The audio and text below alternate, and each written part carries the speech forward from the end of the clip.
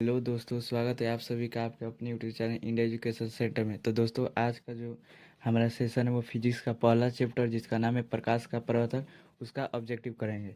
इससे पहले के सेशन में हमने इस चैप्टर का पूरा थ्योरी करा दिया है। आपके जो क्लास है उस क्लास के हिसाब से ज़्यादा थ्योरी करा है। जितना टॉपिक पढ़ना है उससे कई गुना टॉपिक पढ़ा है। आप किसी प्रकार से का बुक उठा लीजिएगा, सभी ऑब्जेक्टिव सब्जेक्टिव और न्यूमेरिकल बन जाएंगे। तो चलिए, ये हमारा जो बुक है भारती भवन का बुक है।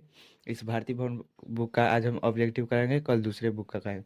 तो देखिए, पहला प्रश्न है हमारा, समतल दर्पण द्वारा बना प्रतिबिंब होता है। तो देखिए, जो समतल दर्पण होता है उस समतल दर्पण द्वारा बना प्रतिबिंब होता है आपका काल्पनिक। परावर्तन का कोण होता है, मतलब आपका जो परावर्तन कोण होता है वह कोण के किन के बीच बनता है। तो परावर्तित किरण और दर्पण की सतह पर खींचे गए अभिलंब के बीच का कोण, मतलब कि आपका जो परावर्तित किरण है और अभिलंब है उन दोनों के बीच बना हुआ कोण क्या कहलाता है, आपका परावर्तन का कोण कहलाता है। उसके बाद आपका जो तीसरा नंबर प्रश्न है, प्रकाश के परावर्तन के कितने नियम होते हैं। तो प्रकाश के परावर्तन के एकदम सिंपल है, दो नियम होते हैं।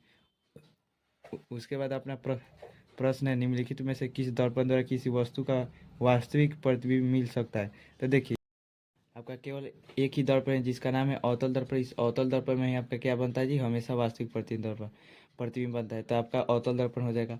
अब देखिए, जो हमारा पांचवा नंबर प्रश्न है उस पांचवें नंबर प्रश्न को देखते हैं।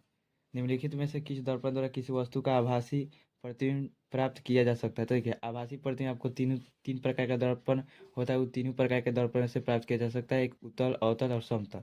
तो देखिए, इसमें केवल समतल दर्पण द्वारा, केवल अवतल दर्पण द्वारा, केवल उत्तल दर्पण द्वारा उपयुक्त तीनों प्रकार दर्पण, आपका ऑप्शन होगा डी, मतलब घ होगा।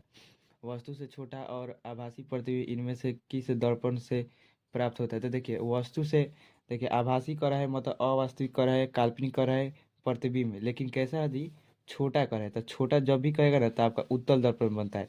आपका जो समतल दर्पण है इसमें वस्तु के बराबर बनता है आभासी प्रतिबिंब, अवतल दर्पण में वस्तु से बड़ा बनता है और वस्तु से छोटा आपका उत्तल दर्पण बनता है। तो छोटा कर रहा है तो आपका उत्तल दर्पण होगा। निम्नलिखित में से निम्नलिखित में किसके द्वारा एक बिंदु स्रोत से समांतर किरणपुंज मिल सकता है। तो देखिए, हमने आपको दर्पण के उपयोग में पाया था अवतल दर्पण में, कि जो वाहन होती है, जो गाड़ी होती है, उनके आगे जो बल्ब लगे होते हैं उसमें आपका अवतल दर्पण का उपयोग किया जाता है कि जो प्रकाश निकले वह समांतर किरणपुंज के रूप में दिखे और हम वस्तु को अच्छा से देख पाए और स्पष्ट रूप से देख पाए। तो अवतल अवतल दर्पण होगा, ठीक है। अवतल दर्पण का उपयोग हम समांतर किरणपुंज को प्राप्त करने में करते हैं।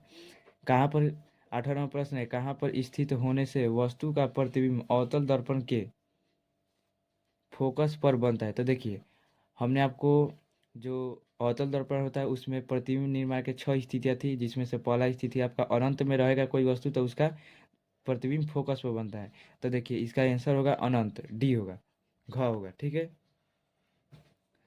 9 नंबर प्रश्न है, अवतल दर्पण की फोकस दूरी उसकी वक्रता त्रिज्या की होती है। मतलब कि गोलीय दर्पण में जो आपका आर और एफ होता है उसके बीच संबंध होता है कि जो आपका वक्रता त्रिज्या होता है, वक्रता त्रिज्या आपका होता है फोकस के दुगुना, लेकिन आपका जो फोकस होता है वो वक्रता त्रिज्या का आधा होता है। तो देखिए, वक्रता त्रिज्या का जो फोकस होता है वो आधा होता है, तो आपका आंसर ख होगा। अब देखिए, जो 10 नंबर प्रश्न है 10 नंबर प्रश्न को देखिए, एक अवतल दर्पण में किसी वस्तु अर्थात बिंब की स्थिति फोकस और ध्रुव के बीच हो तो प्राप्त प्रतिबिंब होगा। देखिए, तो फोकस और ध्रुव के बीच यह छठा छठा स्थिति आपका प्रतिबिंब निर्माण का अवतल दर्पण में, जिसमें आभासी प्रतिबिंब बनता है। तो आभासी प्रतिबिंब बनेगा कहाँ बनेगा, दर्पण के पीछे बनेगा और वस्तु से बड़ा बनेगा, ठीक है।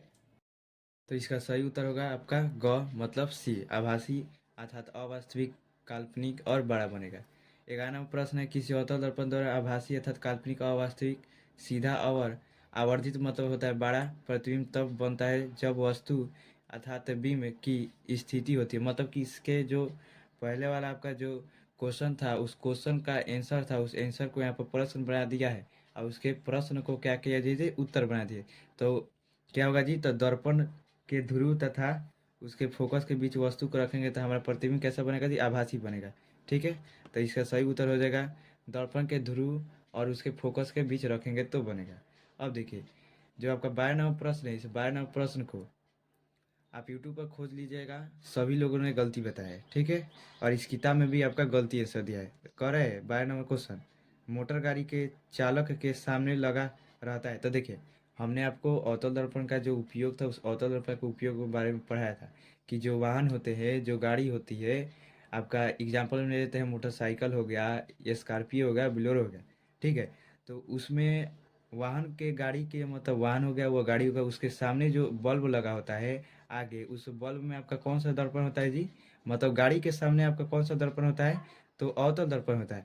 और उसके जो साइड में लगा होता है, गाड़ी का जो बॉडी होता है, पूरा बॉडी, ये हमारा गाड़ी हो गया।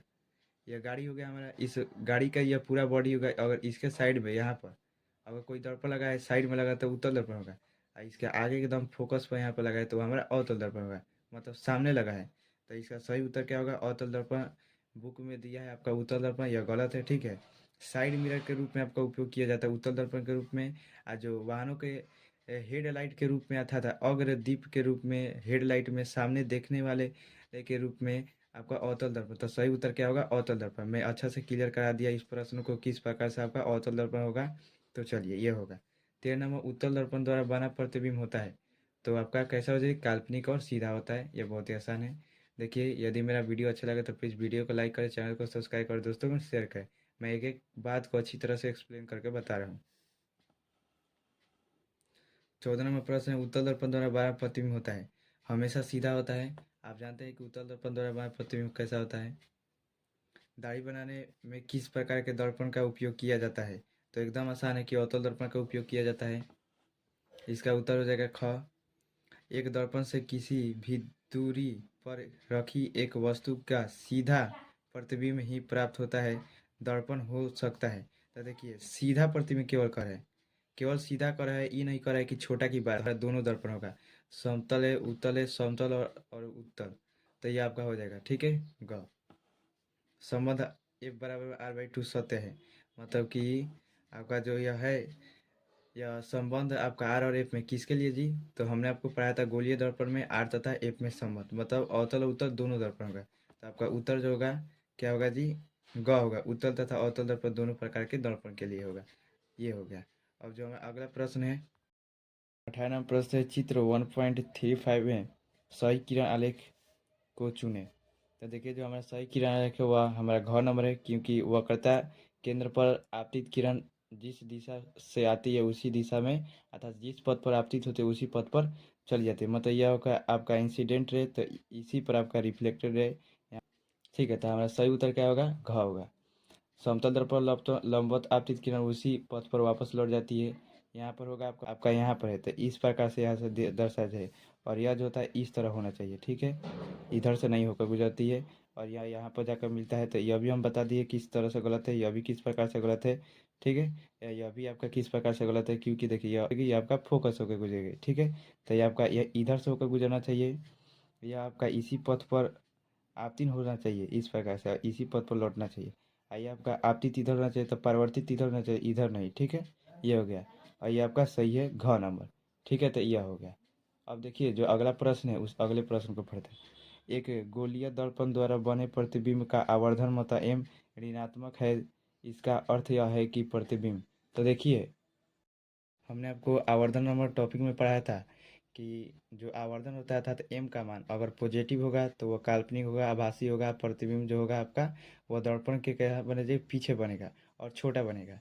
यहाँ पर ऋणात्मक का है तो आपका दर्पण जो होगा अवतल होगा, वास्तविक प्रतिबिंब होगा दर्पण के सामने बनेगा और उल्टा बनेगा। इसमें से आपका क्या है जी?